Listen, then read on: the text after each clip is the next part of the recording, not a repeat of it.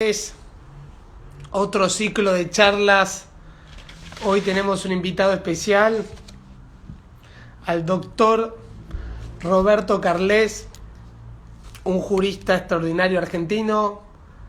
Hola Cori, un beso enorme desde Francia. Hoy tenemos a Roberto Carles, que va a ser próximamente embajador argentino en Italia. Mucha gente que se suma a este vivo para hablar con el doctor Carles para esta tarde, donde vamos a hablar un poco de Laudato Si, del derecho, de cómo se está dañando el planeta Tierra y cómo tenemos que tener cuidado. Mucha gente que se está sumando a esta charla tan interesante que vamos a tener con el doctor Roberto Carles. Ahí se están sumando. A ver si está el doctor. Hola Marqui. Hay la gente que se está sumando para esta gran charla con Roberto Carles. Vamos a hablar sobre la encíclica Laudato Si. Hola Rocco querido, qué alegría verte. Ahora estamos buscando al doctor Carles, que se está sumando a este vivo. Ian, un abrazo de Fadal. Cómo se suma la gente. Vamos a hablar un poco de... Él está en la Fundación Laudato Si, creada por su santidad el Papa Francisco. Es un jurista que fue nominado en su momento para ocupar la Corte Suprema, y vamos a hablar de los daños al medio ambiente. Hoy vamos a cambiar un poco de tema, pero bueno, tenemos un referente extraordinario. Ahí le estoy avisando que se conecte. Gracias a todos los que están del otro lado.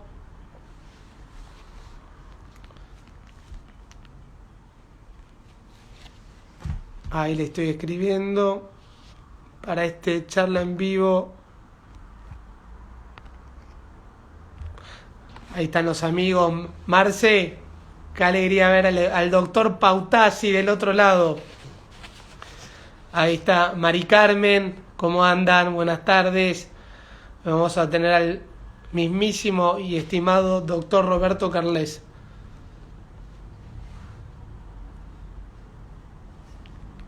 Ahí le estoy escribiendo.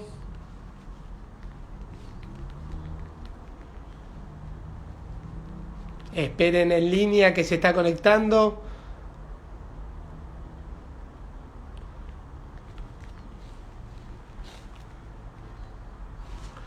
A ver. Vamos a escuchar al doctor Carles. Disculpen a todos, pero estamos acá esperando al doctor Carles, que va a venir a dar la charla. Se está yendo en unos días como embajador argentino a Italia. Hola Fran Ferreiros, qué genio que está ahí. Hola Fran querido. Ahí me está entrando. Al doctor Marcelo Pautasi. Hola Rocco, qué alegría verlos a todos.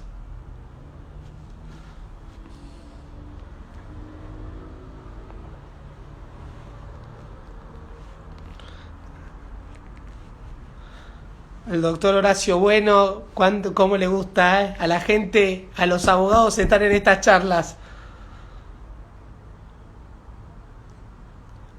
Estamos esperando a ver si se suma.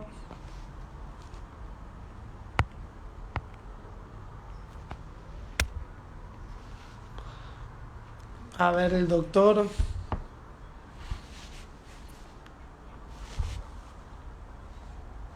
Ya está en vivo el doc, a ver si se sumió.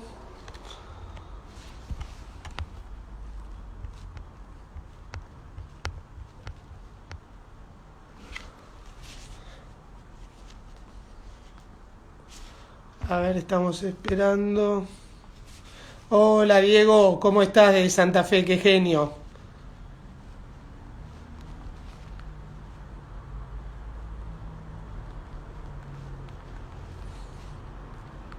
Ahí me estoy hablando con el otro teléfono con el doctor, que ya se suma. ¿Cómo andan? Ahí están Diego querido de Santa Fe, el doctor Bueno, el Rocco Gruneisen, Fran Ferreiros, un amigo, Marce Pautasi, Mari Carmen, como siempre presente, la gran funcionaria del Poder Judicial, ahí siempre bancándola. A ver si se une.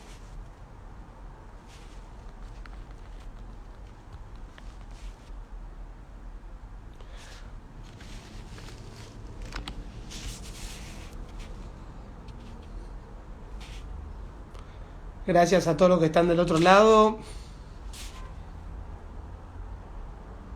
Mientras esperamos.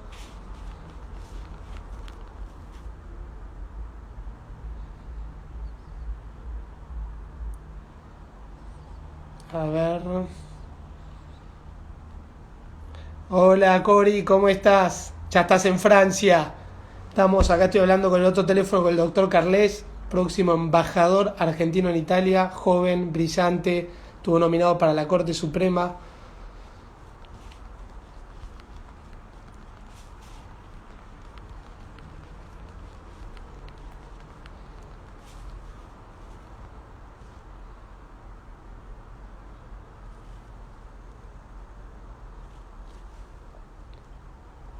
Ahí lo estoy. Aguarden acá un segundo.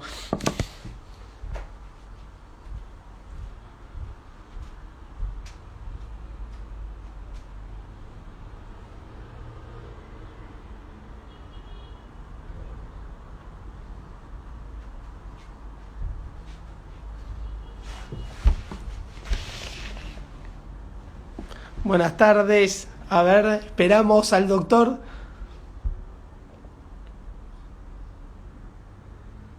Aguarden, corto y lo vuelvo con... Ahí está. Muy bien, doctor. Qué grande. Hola, Marian. Fit. Tommy Allende. Muchos amigos que se suman a esta charla. Hola, doctor. ¿Qué tal? Buenas tardes. Hola, ¿cómo estás? Teníamos Estuvo- esperando acá. Muy bien. Sí, no, me acabo de recibir de adulto mayor esta tarde, con todo el debido respeto de nuestros adultos mayores, pero bueno, la verdad es que nunca me había conectado por este medio. Eh, Venimos con una alta frecuencia de Zooms y de otro tipo de, de aplicaciones y de medios, pero bueno, siempre hay una primera vez para todo, así que muchas gracias por la invitación. En primer lugar, agradecerte en lo personal, en lo profesional, te tengo mucha admiración. Estamos innovando acá con el ciclo de charlas que estoy haciendo en Instagram. Me parece un buen medio para poder estar en vivo y en directo con la gente, transmitirlo. Estamos ahora al mundo entero. Para los que no saben, del otro lado, mucha gente del Poder Judicial, del Foro Laboral, muchos abogados que están. Roberto Carles, seguro lo conozcan, es un joven jurista brillante de la UBA, que es doctor en ciencias penales, secretario de Alpec, doctorado en la Universidad de Italia, de Guatemala, y también vinculado a la Fundación Laudato Si. Así que no sé si querés empezar a contar algo sobre vos para que también la gente del otro lado te pueda conocer. Yo en lo personal te tengo mucha admiración. Fuiste nominado a la Corte Suprema de Justicia de la Nación. Sos un joven que estás recibido en la UBA con medalla de oro. Así que los que somos abogados, y aparte sos muy joven, la verdad te tengo mucho aprecio y admiración por tus papers, por digamos, todo lo que apuntás en temas penales que son muy interesantes. Así que si te querés presentar y después vamos guardando la charla que tengo mucho para hablar con vos. Bueno, sí, con mucho gusto. Bueno, sí, soy joven, eso se va con el tiempo, ¿no? Lamentablemente es una virtud que pasa sola. Eh, ya soy un joven con dificultades de conectividad, como podrás ver. Soy penalista, me he dedicado siempre al estudio del derecho penal y de la criminología. Fui uno de los fundadores y soy el secretario adjunto de la Asociación Latinoamericana de Derecho Penal y Criminología. Como mencionaste vos, me doctoré en la Universidad de Ferrara, en Italia, y en la Universidad de San Carlos de Guatemala, en un caso con una tesis sobre derecho penal sustantivo y en el otro sobre criminología, sobre un tema específico de control social. Y bueno, me he dedicado a eso, fundamentalmente a la docencia, a la actividad académica desde mi regreso de Italia. Coordiné la Comisión de Reforma del Código Penal entre el año 2012 y 2015. Como mencionaste, fui propuesto como juez de la Corte Suprema para sustituir al juez Zaffaroni en el año 2015. Y actualmente, bueno, me ha propuesto el Poder Ejecutivo para representar a la Argentina como embajador ante la República Italiana. Con Así que, bueno, orgullo y ese es el, eh, esa es la síntesis, pero bueno, creo que no, ya hemos hablado demasiado de mi persona. fuese poco. Qué alegría y qué bueno que vas a poder representar a la Argentina en nuestra querida Italia, que seguro que es una de las embajadas más importantes por el contenido cultural, histórico que tenemos nosotros. Yo, por lo menos, descendiente de italianos y la gran mayoría, no italianos, españoles. Así que, bueno, una gran responsabilidad. Sí, Dios mediante cumpliremos esa función y, bueno, obviamente más allá de todo lo que bien mencionás, ¿no? Los lazos culturales que obviamente nos unen con Italia, hoy tenemos el desafío del comercio exterior, ¿no? De un momento en el que la Argentina tiene que volver a ponerse de pie, en el cual el comercio exterior va a ser fundamental, ha vuelto a estar en la órbita del Ministerio de Relaciones Exteriores después de 6 años, 6, 7 años. Así que bueno, sí, hay mucho trabajo por delante. Bueno, el mayor de los éxitos te deseo y que sea con mucha buena predisposición y que sean cosas muy buenas. Un poco quería hablar Muchas gracias. contigo sobre, ambos creo que compartimos esa admiración a su santidad el Papa Francisco. El año pasado organicé un viaje en calidad de delegado del OIT, que fuimos con 35 jueces laborales al centenario de la Organización Internacional del Trabajo, donde se habló un poco de los desafíos del futuro del trabajo como si fuese algo que iba a pasar en el 2060. Creo que esta pandemia aceleró lo que es las relaciones laborales, el teletrabajo, la reciente ley que salió aquí en Argentina sobre el teletrabajo, esto de home office, trabajo remoto. Según la OIT, 300 millones de personas en el mundo están haciendo uso del teletrabajo. Creo que cambió un poco la vida en todos los ámbitos, ¿no? Esto de la tecnología. Pero si hay algo que respeto y digo, destaco de esta pandemia, que es lamentablemente muy triste por la cantidad de muertos, por todo lo que está sucediendo, la cantidad de puestos de empleo que se perdieron, es que el mundo tomó un respiro en lo ecológico, en lo global.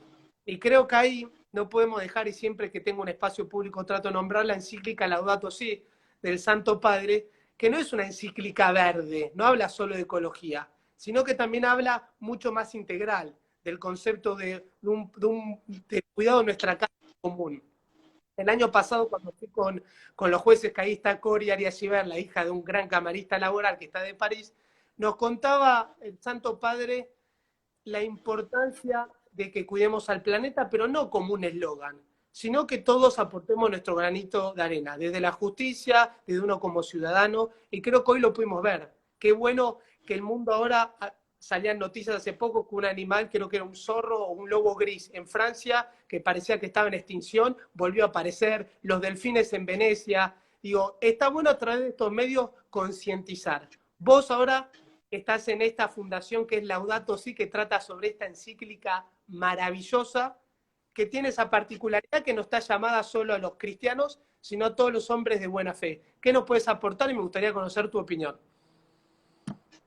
Bueno, sí, a ver, se cumplen 5 años de la encíclica, ¿no? Este año, ya se han cumplido en el mes de agosto. Ayer justamente tuve una charla organizada por la Asociación Americana de Juristas, donde también hablamos de la encíclica. Y yo lo que decía, y es un poco lo que quisiera también retomar hoy, que se cumplen 5 años del inicio de un proceso, ¿no? Porque la Laudato Si, este quinto aniversario, yo creo que merece ser festejado de esa manera, no como una fotografía de algo que sucedió hace 5 años con la publicación de un texto, sino un proceso que el Papa Francisco inició hace 5 años y que está en marcha, que está de algún modo comenzando también. Un proceso que ha tenido en estos 5 años varias etapas, varios momentos muy interesantes.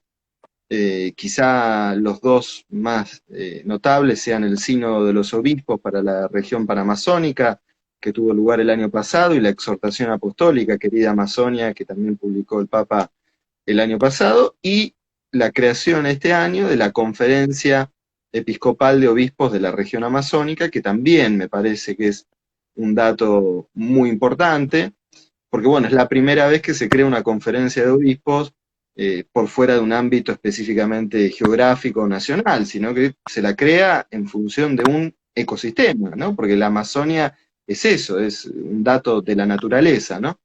Entonces, me parece que es algo muy importante, porque también nos hace pensar acerca de cuál tiene que ser la perspectiva para proteger el pulmón del planeta, ¿no? Como siempre se refiere al Amazonas. Bueno, de nuevo, ahí va a ser necesario pensar estrategias y políticas de articulación entre los distintos países. Por eso el gesto del Papa, en el cual una vez más consigue adelantarse a muchos otros, de crear esta conferencia episcopal, bueno, es para imitar a nivel de política internacional, ¿no? Entonces, digo, hace 5 años se inicia un proceso, ¿no? Que es un llamado. El Papa en la Laudato Si lo que hace es un llamado, una convocatoria, como bien decías vos, no solamente a los católicos, sino a todos los hombres y mujeres de buena voluntad, en la que pone la lupa sobre una realidad que es denunciada y que ha sido puesta en evidencia por personas con autoridad científica para afirmar la situación en la que se encuentra el planeta. Puntualmente respecto a la cuestión del calentamiento global, de la pérdida de biodiversidad, de la acidificación de los océanos, del aumento del nivel del mar, del incremento de residuos ordinarios y peligrosos. Bueno, el marco de situación lo conocemos muy bien. Lo que no parece haber todavía, a pesar del tiempo transcurrido, es una suficiente conciencia de que ya no hay más tiempo para actuar. Puntualmente, respecto de la situación del calentamiento global, estamos en un punto en el cual, si no se toman decisiones concretas que impliquen una reducción sustancial de la emisión de gases de efecto invernadero ahora y que se consiga volver a mantenernos en ese grado y medio de diferencia que tenemos respecto de la época preindustrial, bueno, ya no va a haber posibilidad de dar marcha atrás respecto de esa situación. Entonces, el momento de actuar es ahora. La Laudato Si es eso, es un llamado, una convocatoria al diálogo, sobre todo, un diálogo que es muy difícil, porque lo hemos visto en la última cumbre del clima en Madrid, la que se iba a hacer en Chile y luego por la situación política se terminó trasladando a Madrid, que fue un fracaso. Para colmo tenemos una situación internacional compleja donde las principales potencias se han apartado del Acuerdo de París, con lo cual eso también dificulta los avances concretos que tienen que ser compromisos concretos de reducción de emisión de gases. Entonces, sí, el panorama es complejo, el llamado del Papa es un llamado al diálogo, y como digo, es un proceso que ha puesto en marcha en estos 5 años y que ha tenido distintas etapas. Una de esas etapas es la formación de la Fundación Laudato Si, que hemos puesto en marcha este año. Pensábamos avanzar mucho más en abril, para mayo de este año. Por supuesto, la pandemia nos ha puesto todo eso entre paréntesis, pero bueno, seguimos trabajando con la expectativa de poder avanzar en el trabajo a la brevedad. Qué bueno, la fundación que tiene sede acá en Buenos Aires o está, había leído que está en España, en Madrid. La fundación tiene sede en Madrid, estábamos poniendo en marcha eso precisamente, la instalación de la sede en el mes de fines de febrero de este año. Yo estuve en España, estuve reunido con dirigentes políticos y sociales de allá, incluso hasta con el rey, tuvimos una reunión a fines de febrero, y la recepción fue muy buena, estaban muy contentos de que hubiéramos decidido tener nuestra sede en España. Pero bueno, luego ocurrió todo lo que ya conocemos y hemos tenido que postergar eso por un momento, pero bueno, seguimos trabajando en la organización y en la puesta en marcha de la fundación. No, y aparte creo, y qué bueno todo lo que hace, y esto de Laudato Si, que la gente creo que empezó a concientizar un poco con esto del cuidado del medio ambiente. Creo que vio que el mundo puede respirar un poco más, que los mares están menos contaminados, qué bueno que de a poco se va concientizando, y yo creo que la encíclica Laudato Si es un documento extraordinario, que a veces aprovechar estos espacios para darlo a conocer a la gente, para poder mostrar esa obra extraordinaria que, vuelvo a repetir, no importa si sos católico, no católico, judío, está llamada a todos los hombres del mundo de buena voluntad, porque el planeta Tierra es nuestra casa en común. Si uno la lee, que es una encíclica cortita, bien fácil, no es un texto difícil, digamos. Lee cada pieza, realmente es hermosa y brillante. Yo invito a todos, ojalá que todos podamos leer, intrometernos y comprometernos más con el mensaje extraordinario que tiene Francisco en la encíclica Laudato Si. ¿Vos tenés algún tipo de vinculación con su santidad? Bueno, la fundación es una Ah, iniciativa mirá, que no, hemos realizado, sí, por inspiración de él, ¿no? Y después de haberlo conversado y haber llegado a la conclusión de que era necesario empujar desde distintos sectores de la sociedad, de la política, de las organizaciones civiles, para fomentar ese diálogo, ¿no? Porque, digamos, veníamos de la experiencia de la cumbre de Madrid, que fue un fracaso, insisto, donde muchas veces nos dimos cuenta que las personas que van a encontrarse ahí ni siquiera se conocen antes, entonces llegamos a situaciones en las cuales tienen que ponerse de acuerdo sobre cuestiones que son sumamente sensibles, que por supuesto vienen con mandatos de política exterior y con compromisos y con cuestiones económicas que hay en juego, pero llegan a un ámbito de diálogo sin siquiera conocerse, es decir, sin que estén dadas las condiciones mínimas para el diálogo, ¿no? Entonces hay mucho que se puede hacer en ese sentido. Yo me quedé pensando en lo que decías recién de la pandemia, porque es un tema sobre el que el Papa ha hablado mucho. Creo que probablemente una imagen de este año o la imagen de la época sea la imagen de él rezando en esa pero, Plaza San Pedro desierta, ¿no? Es una imagen, sin duda, sí, del año. Eh, pero me quedé pensando porque sí, él se ha referido varias veces a lo que ha puesto en evidencia la pandemia, ¿no? Yo creo que sí, se han puesto en evidencia dos cuestiones. Por un lado, efectivamente, que podemos vivir con un nivel de consumo y de producción inferior al que tenemos. Eso ha quedado en evidencia porque, digamos, se ha cerrado la producción de muchas áreas, hemos empezado a vivir con menos y nos hemos dado cuenta que necesitamos mucho menos de lo que consumimos, ¿no? Digamos, eso por un lado. Por otro lado, y eso es lo que permitió todo esto que comentabas vos, ¿no? Y esto que vimos, sobre todo al principio de la cuarentena, ¿no? Que se mostraban lagos menos contaminados, cielos más limpios, bueno, el efecto de la desaceleración de la producción se puso en evidencia en cuestión de días. Y también se puso en evidencia que podemos vivir consumiendo menos. Es decir, totalmente. algo que parecía una denuncia de modé para algunos, ¿no? La denuncia del consumismo, de esta... El Papa habla en la encíclica de la rapidación, ¿no? De la aceleración. De la sociedad de descarte, que es el consumismo constante, de esta sociedad del escaparate, de lo artificial. Y yo siempre que lo puedo escuchar o que trato de volver a él, me parece, no, el año pasado formo parte del Instituto del Diálogo Interreligioso, que él lo formó acá cuando estaba en carácter de cardenal, con el rabino Goldman, Escorca, Omar Abud y el padre Guillermo Marcó. Y el año pasado Claro, estuvimos ya haciendo un encuentro fraternal con los católicos ortodoxos de Rusia, que fue impresionante, y después nos recibió ahí en el Palacio Apostólico. Y algo que decía, que siempre lo dice, es que vivimos en la sociedad del descarte y del consumismo, pero no solo de lo material, sino que a veces descartamos a los viejos y a los jóvenes. A los viejos que ya no, él dice, no, no los usan más, es como si no sirviesen, y a los jóvenes que también, sin desempleo, que se aumentó ahora con este marco de la pandemia.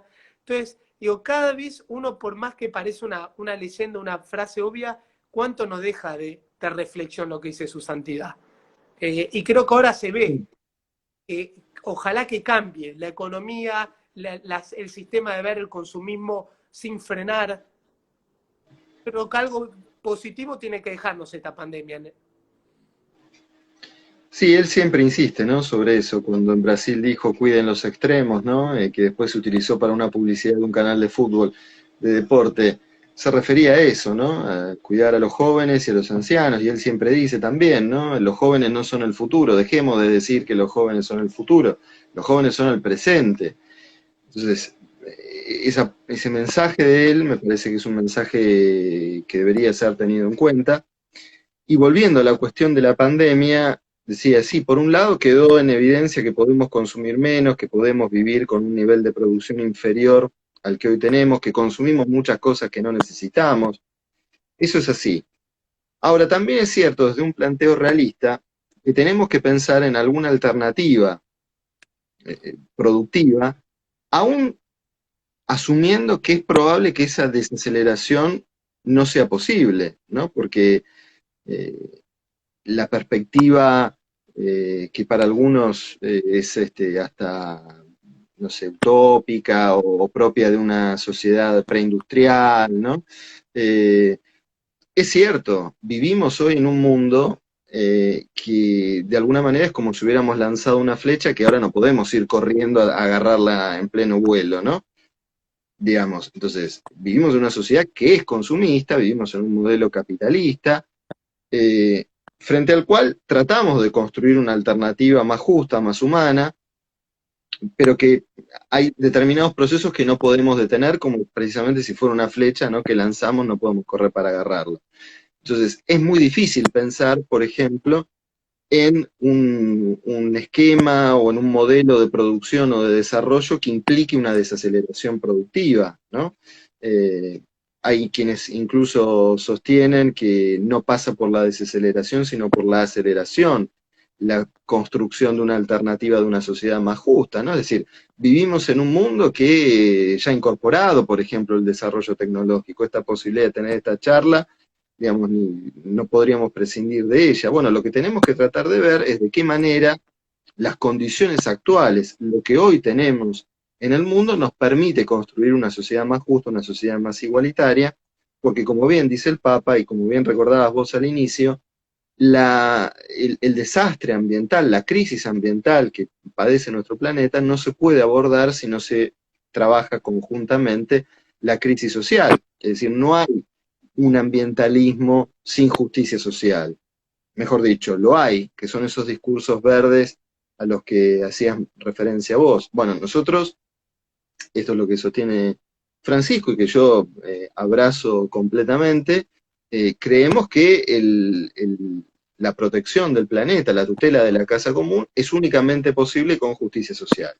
Que la cuestión de la inequidad, de la desigualdad, no puede desentenderse de la cuestión ambiental y viceversa. Y que además los problemas ambientales los padecen sobre todo los sectores más vulnerados, los sectores más débiles, que también es una realidad, ¿no? Lo vemos en nuestro país y lo vemos en todo el mundo. Entonces, la pandemia efectivamente ha puesto en evidencia eso, ha puesto en evidencia que podemos vivir con un poco menos, que podemos vivir bajando un cambio, pero también ha puesto en evidencia la profunda desigualdad en la que vivimos, ¿no? Y lo vemos a todo nivel, lo vemos a nivel de los derechos de los trabajadores, lo vemos a nivel del acceso a la educación. No ha sido lo mismo esta pandemia para el chico que tiene acceso a una computadora y a internet que para el que no lo tiene o para el que tiene una sola computadora en la casa. Es algo que se está debatiendo hoy en día, ¿no? En la ciudad de Buenos Aires, sin Es ir más, más lejos.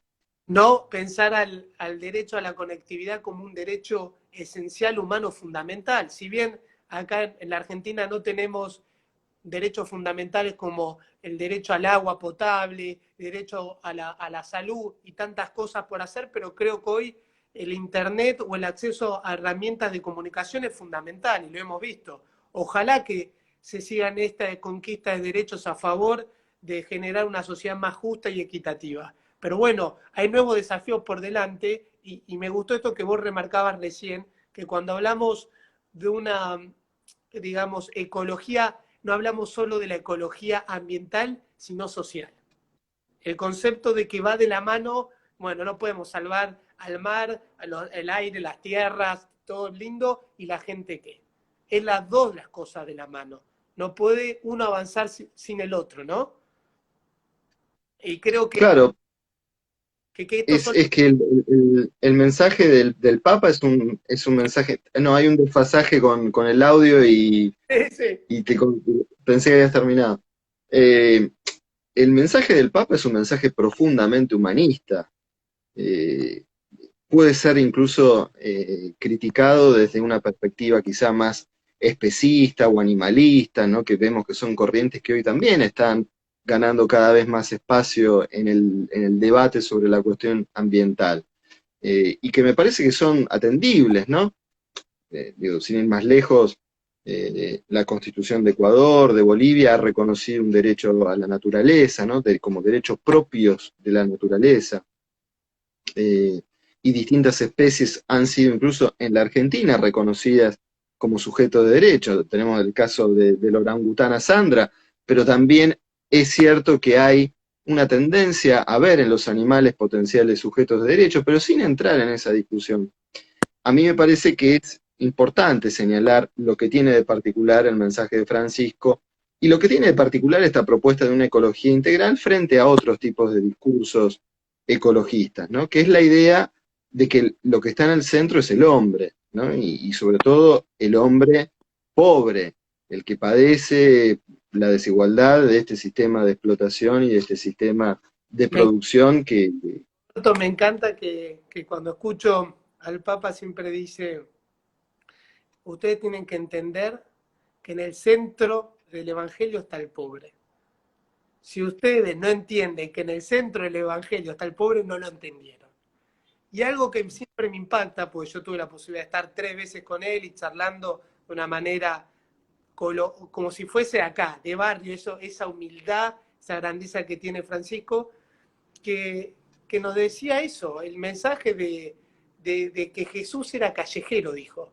Jesús se escodiaba con los pobres, con las prostitutas, con los leprosos, con los abandonados. Y qué bueno a veces ver un referente que sin duda alguna es para mí la voz o una de las voces más importantes del mundo, y no lo digo yo, sino que lo dicen las encuestadoras más importantes, que Merkel y el Papa Francisco están ahí, son los dos referentes del mundo. Digo, que un referente tan importante, no solamente a nivel espiritual, sino como jefe de Estado, nos pueda decir que en el centro están los desposeídos, los más necesitados en este mundo de la digitalización, del consumismo, de la era del comprar todo, creo que es un lindo mensaje. Y más como argentino, cuando él en Brasil, en la jornada de jóvenes, dice esa famosa frase, hagan líos, creo que los únicos que lo entendimos fuimos nosotros, porque salió de nosotros, habla nuestro castellano, nuestro argentino. Entonces, digo, los alemanes no lo habrán entendido, los brasileños después lo entendieron, pero nosotros entendimos lo que quiso decir con esa frase de hagan lío. Y creo que a veces me duele, también porque en esta linda charla que está dando virtual, cuando uno critica o habla mal del Papa. No obstante, ni para entrar en polémica ni tema de debate, pero creo que siendo un papa argentino no vamos a tener la suerte, ni vos ni yo, de nuestros hijos, ni tal vez en cuántas generaciones ver otro papa americano que ocupa un lugar tan central en la iglesia. Entonces digo, si hubiese sido brasilero lo hubiesen festejado de otra manera. Creo que debemos darle, sin Si entrar en... hubiese sido brasileño, hubiera sido o mayor papa del mundo, pero de la historia. Pero bueno, es verdad, los argentinos, y esta es una opinión absolutamente personal, creo que hemos, en cierto punto, ¿no? Porque tampoco es bueno generalizar, Por supuesto. pero yo tengo la sensación de que hemos perdido una oportunidad que nos fue dada y que podríamos haber aprovechado muchísimo mejor. Lamentablemente, bueno, nuestro país hace tiempo, ¿no? Que viene pasando un momento político donde el diálogo parece ser bastante difícil, ¿no? Y donde una figura como la del Papa es puesta en cuestiones que son absolutamente menores, ¿no? Frente a lo que se está discutiendo. El Papa quizá en 2013 estaba pensando en que no invadieran o que no bombardearan Siria, o luego en cómo resolver la situación de los migrantes en Europa. y acá se lo metía en el medio de la interna peronista o en los problemas que tenía un gobierno con el otro, con la oposición, ¿no? Y ese fue un uso muy desafortunado de la figura de Francisco, ¿no? Que por eso, a eso me refiero cuando hablo de que creo que de alguna manera perdimos una oportunidad, ¿no? Obviamente tengo la esperanza y trabajo también para ello, para que no sea así, para que podamos aprovechar esta oportunidad que implica tener un papa argentino y un papa que comparte la sensibilidad que tenemos muchos aquí en la Argentina de esto que mencionabas vos, ¿no? El Papa no es un invento del Papa que el pobre está en el centro del Evangelio. El tema es dónde se pone la lupa cuando se lee, ¿no? Y dónde se pone la lupa cuando se hace política, y dónde se pone, ¿no? Bueno, de eso se trata. Esas son elecciones personales que cada uno hace. Yo como cristiano, por supuesto, me siento afín a una opción preferencial por los pobres, porque entiendo el Evangelio de esa manera y además por una cuestión de convicción personal que trasciende las creencias religiosas que uno pueda tener. Al Papa hay quienes lo acusan de comunista por tener esta visión del Evangelio, ¿no? Y el Papa dice, cuidado que los que nos robaron el discurso fueron los marxistas a nosotros, porque los primeros de hablar de injusticia social fuimos los cristianos. Bueno, es cierto, Es es verdad. cierto. Pero bueno, ahí también hay, por supuesto, sí, muchos ataques, hay muchos prejuicios, hay mucha gente que preferiría que el discurso, el acento, la lupa, ¿no? Como decía recién, estuviera puesta sobre otras cuestiones, como ha sido durante mucho tiempo, sobre cuestiones de moral privada, familiar, ¿no? Y que no se hablara tanto de lo social. Pero bueno, entendemos que ese es el mensaje del Evangelio y que el pobre está en el centro. Acá muchos críticos del Papa, ahora pienso en un columnista habitual de un diario que escribe desde Italia, siempre habla del pobrismo de la iglesia, ¿no? Como si los curas villeros hicieran, no sé, una especie de marketing o de aprovechamiento de la situación en la que están los pobres, cuando están día a día rompiéndose el lomo para sacarlos de esa situación y para que tengan una mejor calidad de vida y para que puedan... Es extraordinario y como me quedo con frases porque realmente que están buenas para analizar en esta lindísima charla y aprovecho para saludar gente de Paraná, de Salta, Coria de Achiver, de Francia nos mandan saludos, desde Uruguay, desde todos lados que se conectan. Digo, me quedó algo que vos dijiste el diálogo, la importancia del diálogo social que también Francisco pone énfasis y lo he visto en carne propia, testimonio cuando hicimos en el diálogo interreligioso que estaba el rabino Danny Goldman, el musulmán Omar Abu y Guillermo Marcó, digo, pero también él hizo ese viaje extraordinario a Jerusalén, donde hubo una foto de él que recorrió el mundo, que era el abrazo en el Muro de los Lamentos y después la plantación del olivo como símbolo de la paz.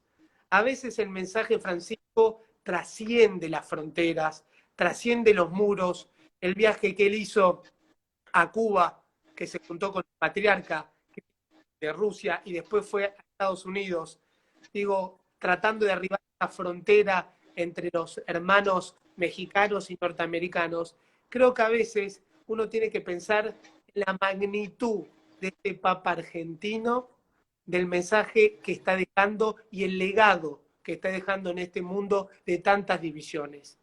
A mí realmente me emociona, me conmueve ver ese acto que está siendo extraordinario. Y qué suerte que de vivir en esta época que voy a decir, fui contemporáneo a un papa argentino que trató de derribar muros y crear puentes. Crear puentes para que nosotros, la especie humana, vivamos mejor. Y siempre digo y comparto esta reflexión, digo, si nosotros viajamos ahora, en esta era la digitalización, que estamos lejos pero cerca, vos desde tu despacho, yo desde el mío, digo, viajamos imaginariamente, porque no podemos viajar físicamente, al cielo, a la estratosfera, y vemos al mundo y vemos la belleza del mundo, los ríos, los mares, las montañas, los trópicos, creo que nos vamos a dar cuenta que las únicas barreras que son humanas y las inventamos son artificiales. Tratemos de darnos cuenta que la especie humana, y no solo la especie, el planeta, con los animales, con los ríos, con todo ser vivo, le debemos dar la protección que debe. Estas son algunas de las reflexiones. También me gustaría escuchar tu opinión. A mí me encanta cuando Francisco hace alusión al encuentro, a la cultura del encuentro. Él habla de la cultura del encuentro, del diálogo, de la paz social, de lo que hace por Siria, por Palestina, por los refugiados en Lampedusa, siendo un papa que fue a Lampedusa cuando nadie le da bolilla a los migrantes que vienen escapándose de las peores guerras civiles del África. Y él habla también un poco de los jóvenes, siendo nosotros jóvenes, que somos el presente y el futuro. Digo, ¿qué mensaje o qué puede decirnos a nosotros como jóvenes interconectados? Me gustaría abordar ese tema, qué pensamiento tenés, y después también ver el tema de los daños, porque vos sos un abogado penalista, un jurista, y de los daños que hay ambientales y ver un poquito más ese tema. Yo sé que él está comprometido, el Papa, con el fracking, con la no explotación del agua y un montón de temas muy importantes. Y hay que meterse con los poderosos.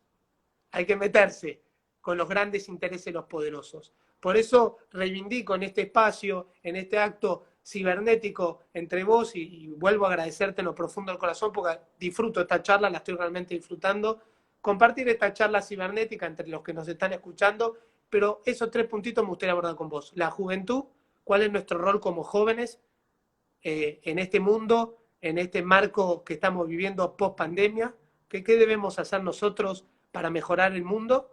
¿Qué pensás sobre los daños ambientales también? Bueno, Francisco es pontífice en el puro sentido de la palabra, ¿no? Es como bien decías vos, él es un constructor de puentes, y de puentes en lugares donde había muros bastante bien construidos. Pensemos, vos mencionabas el viaje a Cuba con el encuentro con el patriarca ortodoxo, pero el viaje a Cuba, y no está de más recordarlo porque también se han cumplido 5 años, el viaje a Cuba significó el deshielo, el inicio de un deshielo, de una relación de bloqueo por parte de Estados Unidos hacia la isla y de ausencia de todo tipo de relaciones diplomáticas, un proceso que se inició con la ayuda del Papa Francisco. Estamos por publicar en estos días un libro con artículos de distintos autores que se va a publicar en la librería Editrice Vaticana, donde uno de los artículos lo escribe Ben Rhodes, que fue el asesor de seguridad de Obama y que fue el que estuvo a cargo de la negociación del deshielo y de la visita de Obama a la isla en 2014, en 2015, y cuenta un poco cómo fueron los entretelones de esa negociación y cuál fue la participación del Papa Francisco y de la Secretaría de Estado por instrucción del Papa en la recomposición, o más que recomposición, en que hubiera algún tipo de relación entre los Estados Unidos y Cuba, ¿no? Algo sobre lo que ha habido, por supuesto, muchos cambios históricos, un hecho histórico. Por eso, él es un constructor de puente, un pontífice en el pleno sentido de la palabra, y bueno, y esperemos que esa situación respecto de la que ha habido algunos retrocesos, bueno, pueda volver también a encolumnarse y a prosperar, ¿no? Me preguntabas por los jóvenes. Ahí quisiera volver a eso, a ese mensaje, ¿no? de Francisco en el Encuentro Mundial de Jóvenes de Río de Janeiro, de hace ya 7 años, que han volado, y aquel hagan lío, ¿no? ¿Qué significaba el hagan lío? Vos decías hace un momento, bueno, eso los argentinos lo agarramos al vuelo, quizás otros pueden haber tenido más dificultad para entenderlo. Es cierto, el Papa tiene un lenguaje propio, hay incluso un diccionario que se ha publicado del lenguaje, del léxico de Francisco, pero nosotros ese hagan lío lo entendemos muy bien, no tenemos excusa frente a qué significa o que no lo entendimos. El hagan lío significa organícense. El que entiende el pensamiento de Papa Bergoglio, de Papa Francisco, sabe que hacer lío significa organizarse. Y esto algunos lo entendemos muy bien, sobre todo los que sabemos, como dice por ahí el dicho que tiene su autor, que la organización vence al tiempo, ¿no? Bueno, hay que organizarse precisamente porque la organización es lo que permite superar las diferencias coyunturales, es lo que permite avanzar, es lo que permite que se puedan superar obstáculos y diferencias que al final de cuentas, en perspectiva histórica, son coyunturales. Pensemos, por ejemplo, en todas las internas que atraviesan a los movimientos políticos, sociales, sindicales. Si uno ve todas esas pequeñas internas con la perspectiva que te dan 10 años, no digo ya un siglo, pero 10 años, es anécdota.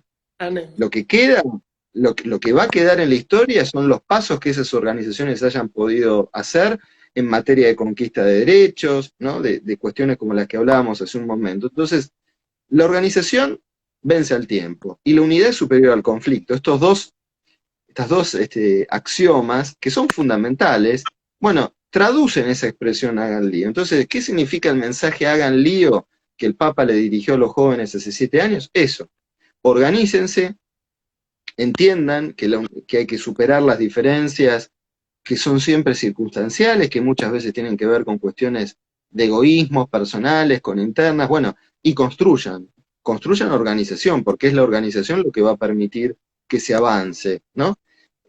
Y por eso, vuelvo a lo que decíamos hace un momento, el Papa entiende mejor que nadie que los jóvenes son el presente. O sea, no hay que dejar de hablar de los jóvenes como el futuro, de pensar en el lugar que van a tener en una futura Ahora, organización. Es ahora, es ahora. Entonces, bueno, eso respecto de la cuestión de los jóvenes, ¿no? Y creo que también pensando en el escenario que va a dejar aprovecho para eh, decirte, estimado Roberto, que tengo la suerte de estar becado para el programa de Economía de Francisco, que iba a ser en marzo de este año y se pospuso para noviembre. Así que en noviembre, si Dios quiere, y si se puede viajar, estaré en Asís con este encuentro que va a ser él, con referentes de todo el mundo jóvenes, para hablar de la economía de Francisco en el sentido de hacia dónde vamos con la economía. Y creo que esta pandemia nos hizo dar cuenta que podemos vivir, como bien vos marcabas hace un rato, con menores cosas y darnos cuenta si realmente este sistema funciona o tenemos que transformarlo. Así que sí, aprovecho que voy a hablar de... está muy bien pensar también la cuestión de los jóvenes.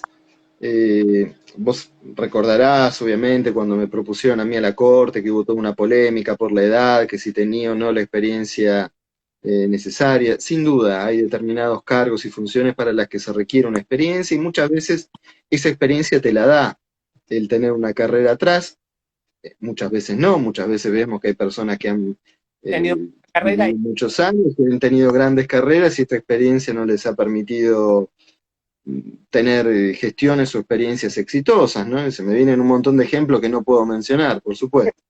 Eh, pero por eso me alegró mucho y me acordaba ahora que mencionabas el encuentro de Asís, la salida que está teniendo la cuestión de la gestión de la deuda con los bonistas extranjeros por parte del ministro de Economía Martín Guzmán, que es incluso menor que yo, un año, y del que se decían también cosas muy parecidas. Yo me acuerdo apenas días antes de que llegara el acuerdo con bonistas, decían, no tiene experiencia, lo único que hizo fue estudiar, pasar por la universidad, está haciendo su pasantía como ministro de Economía, es decir, pero unas agresiones con un nivel de una falta de respeto, y no estoy hablando de personas marginales, sino comunicadores que están en prime time en los principales canales de televisión de la Argentina, y que al día siguiente dijeron exactamente lo contrario.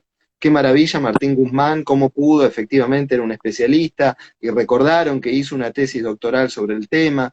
Bueno, yo creo que es necesario que en general que nos respetemos un poco más, ¿no? Y que respetemos las trayectorias, los total. esfuerzos de todos, Y que, pero perdón que te interrumpa, digo, en estos tiempos que uno vive con la interconexión, vimos hiperconectados, las redes de comunicación, Twitter, Instagram, Facebook, cuánto hater, cuánto anónimo que por deporte, digo, desacredita o desestima a otro, y creo que esa costumbre la tenemos que erradicar o tratar de sacarnos esa mala espina que no genera nada y no construye, ¿no?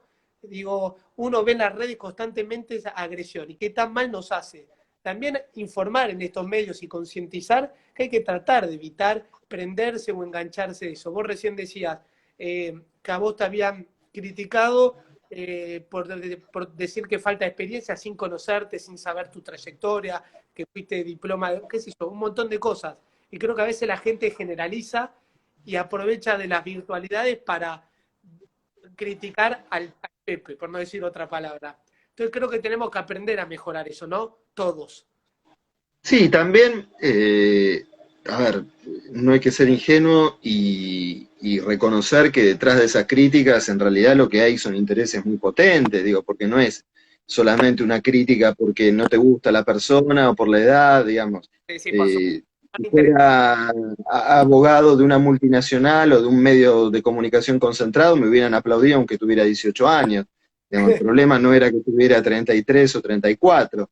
Lo mismo para el caso de Martín Guzmán, ¿no? Entonces, creo que también pasa por ahí la cosa. De hecho, bueno, hubo un medio de comunicación que pudo poner un abogado suyo en la corte, ¿no? Un tiempo después. Entonces, bueno, esa también es la realidad, ¿no? Y volviendo un poco a lo que decía al principio en broma, ¿no? Cuando decía, bueno, la juventud es una virtud que se va con el tiempo. Tampoco ser joven es de por sí una virtud, ¿no? Es una oportunidad y es sobre todo una perspectiva, porque la juventud en última instancia es un lugar en el que estás parado en una línea de tiempo, ¿no? En una línea vital. Bueno, te da la perspectiva que muchas olvidan con el paso del tiempo, ¿no? Porque, bueno, empiezan a ver la vida desde otro lugar.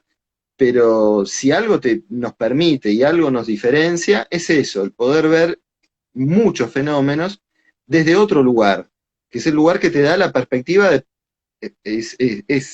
duro, pero es la realidad, la perspectiva de pensar que Dios mediante vas a tener por delante, no sé, 50 años de vida, 40 años de vida, que efectivamente eso da una perspectiva distinta sobre las cosas, ¿no? Porque vos empezás a pensar, o mejor dicho, pensás algunos problemas de una manera distinta de quien está mucho más en el presente que el que puede quizá aventurarse a que va a vivir muchos más años, ¿no? O por lo menos tener esa esperanza. Che, qué buena esta charla, qué linda, la estoy disfrutando. Mucha gente que se sumó a la charla.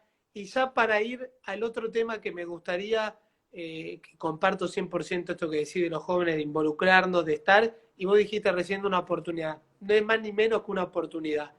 Y digo, en cuanto a los daños que se hacen en el medio ambiente, y qué visión, qué mirada, qué podemos hacer nosotros, cómo podemos mejorarnos, qué reflexión nos puede dejar sobre los daños y el medio ambiente, tanto en lo jurídico como en lo no jurídico. Bueno, ayer también un poco hablamos de esta cuestión.